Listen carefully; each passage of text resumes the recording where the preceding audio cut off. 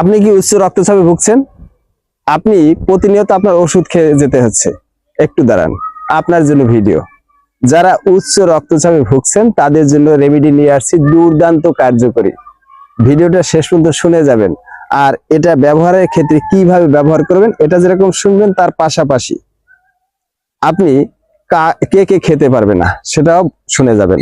সবার ক্ষেত্রে এক জিনিস নয় এবং সবার জন্য এটা নয়।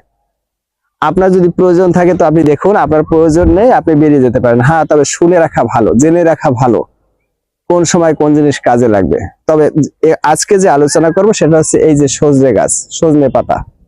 এটা গরিবের ডাক্তার, গরিবের ভিটামিন, গরিবের ওষুধ, গরিবের একেবারে দুর্দান্ত কার্যকরী একটি জিনিস।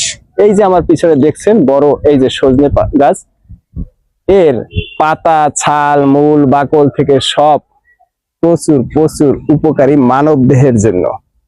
তো যাই হোক, যে কথা বলছিলাম সেটা হচ্ছে এই যে সজনে পাতা। দেখুন একটু ভালো করে কিভাবে সংগ্রহ করবেন, কিভাবে খাবেন সব বলে দিচ্ছি। আপনি যদি এটা একটানা 7 দিন খেতে পারেন, আপনার এই সমস্যা, যাদের নাকি এই উচ্চ রক্তচাপের সমস্যা চলছে, এখান থেকে আপনি মুক্তি পাবেন।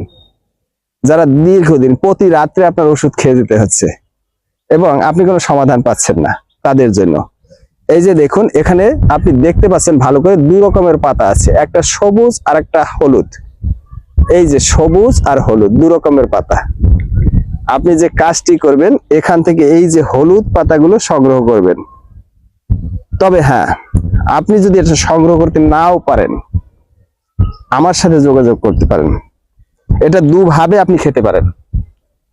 একটা হচ্ছে এটা আপনি গুঁড়ো করে সেভাবে খেতে পারবেন এবং কাঁচা অবস্থায় এভাবে রস বের করে খেতে পারবেন।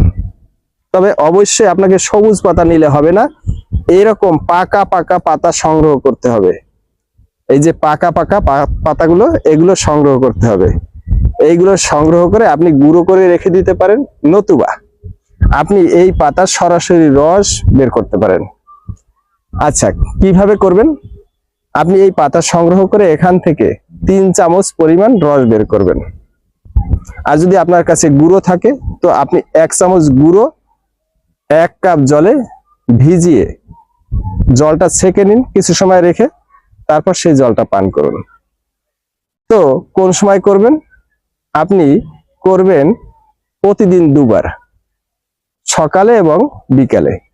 সকালে এবং বিকালে। কোন সময়? খাবার খাওয়ার আগে।